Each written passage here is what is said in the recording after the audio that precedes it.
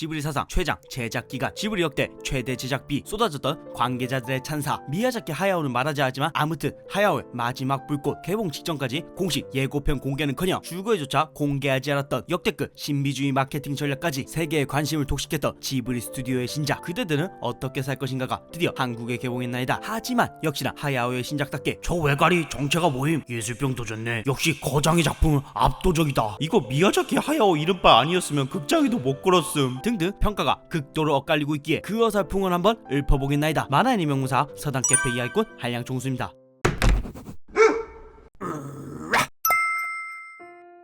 아직 보지 못했던 분들, 봐도 이해가 안 갔을 분들을 위해 먼저 줄거리를 가볍게 요약해드리자면, 우와 불이야. 때는 바야흐로 일본 전쟁 3년차, 주인공 마이토의 엄마가 있던 병원에서 도쿄 공습으로 화재가 난 탓에 마이토 엄마가 사망해버립니다. 그래서 전투기 공장 운영하는 마이토 아버지는 자기 처제랑 재혼을 하고 마이토 데리고 시골 마을로 내려갑니다. 참고로 이때 이미 전 처제 현 마누라 나치코는 임신한 상태죠. 그렇게 시골 저택에 간 마이토는 도움은 안 되지만 뭔가 귀여운 할매들이랑 맛없는 밥 먹고 학교 와서 애들이랑 싸우면서 돌로 자기 대가리 빵 뜯어내는 실로 다이나믹한 생활을 하게 되는데요. 이 과정 속에서 마이토는 이사 온 첫날부터 자신을 가늠하며 니엠이 거리며 패드립 치고 죽은 엄마의 시체로 자신을 능멸하는 외가리한테 꽂히게 됩니다. 그러다가 갑자기 임신한 새 엄마가 저택을 탈주하게 되고 마이토는 이모였던 새 엄마를 찾기 위해 이 외가리랑 여정길에 오르죠. 그 후 이상한 건물에 빠져들어간 마이토는 날아다니는 마시멜로 키우는 여자랑 야경 구경도 하고 기괴한 헬창 인꼬놈들에게 먹방 당할 뻔도 하다가 이글이글 열매를 먹은 어린 무녀의 도움으로 목숨을 구제받은 끝에 블록으로 세상을 만드는 큰할아버지를 만나게 됩니다. 큰할아버지는 마이토에게 오마의 신세계의 신이 되어줘라 라고 부탁하지만 MZ시대 작품 주인공답게 마이토는 단칼에 거절을 해버리죠. 그 모습을 가능하던 인꼬대왕이 질투심을 이기지 못하고 할배와 갖고 놀던 블록을 반갈죽 내버리면서 미지의 세계는 무너져냅니다. 그렇게 할배의 세상은 무너지게 되고 마이토는 새엄마를 데리고 호타다 원래 세계로 빤스런합니다. 그리고 마이토가 도쿄로 돌아가면서 이야기는 끝이 나죠. 이 줄거리는 작품의 실제 줄거리를 요약한 내용입니다.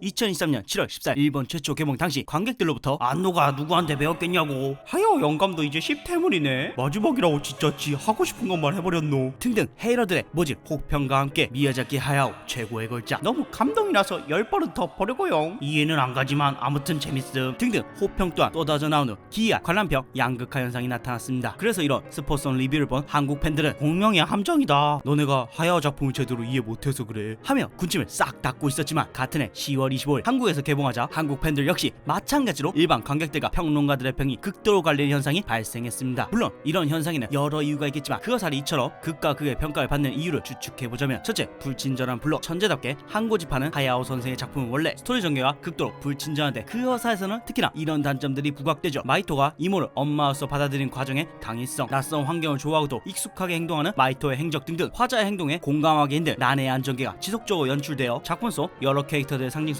이해하지 못한 관객 입장에서는 작품에 쉽사리 몰입할 수가 없죠. 둘째, 극도로 자전적인 이야기. 그 어설에서 마이토의 행동을 이해하기 위해서는 단순히 지브리 스튜디오 전작들에 대한 사전 지식은 물론이거니와 인간 하야와 창작자 하야오 감독이 지난 세월 동안 겪었던 인간관계 및 그간의 행적들에 대한 높은 이해도가 필요합니다. 마지막으로 애매한 소구 포인트. 그 어사는 관객을 몰입시킬 만한 확실한 매력 포인트가 없습니다. 정적이면서도 깊은 감동을 전한 이웃집 토토로, 남자라면 누구나 공감할 수 있던 하야오의 숨겨진 꿈이 엿보이는 붉은 돼지, 진짜 판타지 세계에 온 듯한 환상을 선사했던 센가치히로의 행방불명 등등 기존의 작품들은 작품성과 대중성을 한 번에 잡을 수 있게 비주얼적으로 서킹할 만한 매력적인 캐릭터와 누구나 쉽게 이해할 수 있는 영웅적 서사로 스토리가 진행되었기에 아무 생각 없이 어떤 사전 지식 없이 봐도 즐길 수 있었지만 그 어사는 표면적인 재미와 대중성을 배제한 탓에 물고 빨고 할 매력 포인트가 조금 애매하죠. 고로 요약하자면 그 어사는 알고 보면 더 재밌는 작품이 아니라 알아야지만 더 재밌게 볼 수 있는 작품인 탓에 이처럼 극도로 엇갈린 평가를 받게 됐다고 생각합니다. 근데 뭐 솔직히 언제나 그렇듯 작화도 아름답고 무엇보다 하야오 센세는 늘 작가주의적인 작품을 만들어 왔던 탓에 지브리 좋아하는 우리가 이해를, 그래서 자칭 만자하는 선생님은 어떻게 보셨나요? 저는 이동진 평론가님이랑 무조건 같은 점수 같은 의견이라고 소신 발언하겠답니다.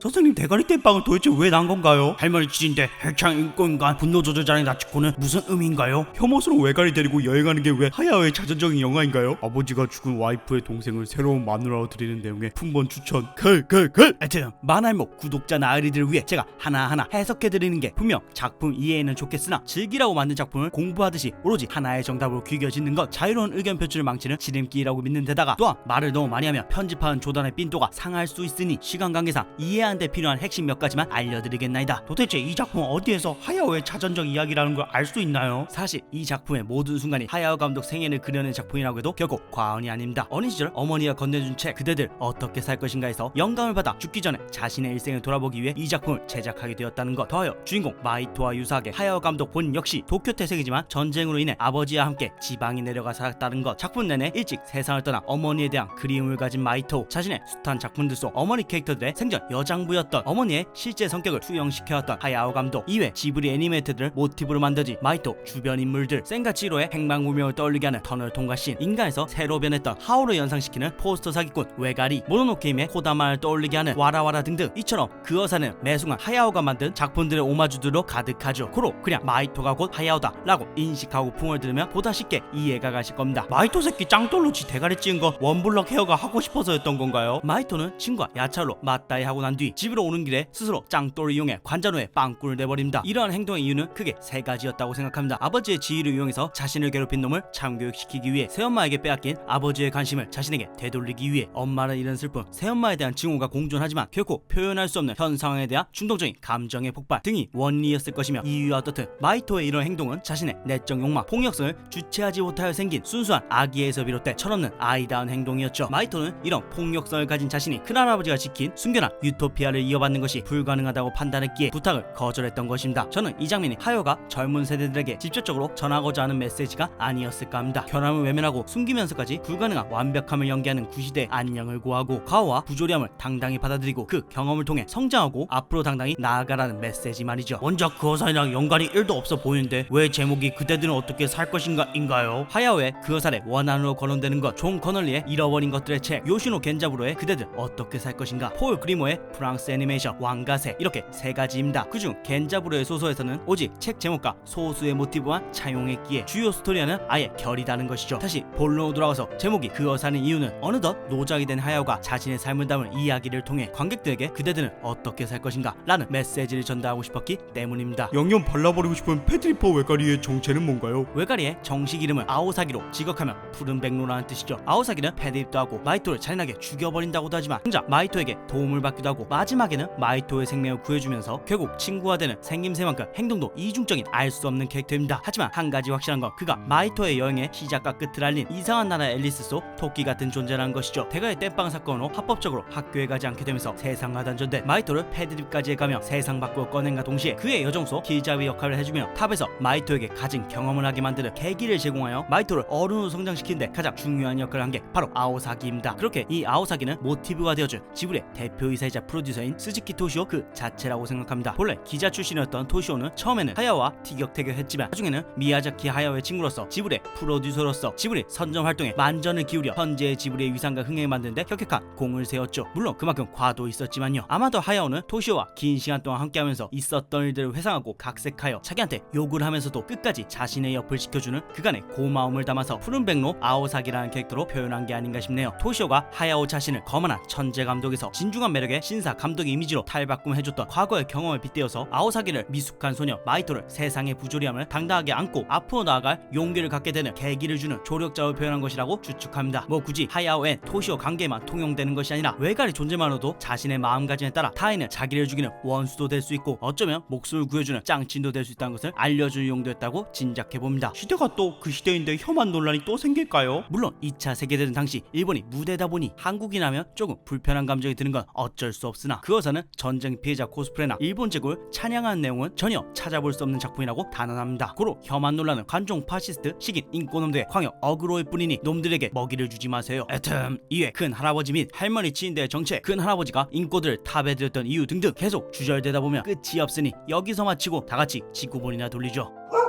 바나이 분다 이후 근 10년 만에 돌아온 미야자키 하야오의 자전적인 이야기에 담은 그대들은 어떻게 살 것인가, 평가는 여전히 심노제 수면제의 줄 르르크크 만화 모색들 개명작이야 등으로 양극화되어 첨예한 대립구도에 놓여져 있지만 결과에 어쨌든 여전히 대중의 뜨거운 관심을 받는 하야오 감독의 승리가 아닐까 싶네요. 개인적으로 그 여사는 기존 지브리 작품을 좋아하셨던 팬분들의 기대에 미치지 못한 작품이었다기보다는 기존 팬들의 기대와는 다른 작품이었다고 생각합니다. 본래 제작 의도가 자신의 삶을 주제로 한 작품을 하고 싶었기에 작가주의적 색채가 너무 짙게 반영되었지만 마이토를 공포를 통해 아름다움도 추함도 받아들이는 순간 성장할 수 있다는 교훈을 전달하여 그대들은 어떻게 살아가려 합니까? 라는 물음을 떠올리게 만드는 데는 성공했으니 어쨌든 좋은 작품이었다고 생각합니다. 그럼 미야자키 하야오 감독의 다음 작품도 리뷰할 수 있기를 기도하며 오늘의 풍은 여기서 마치겠나이다. 이상 선당캐피였습니다.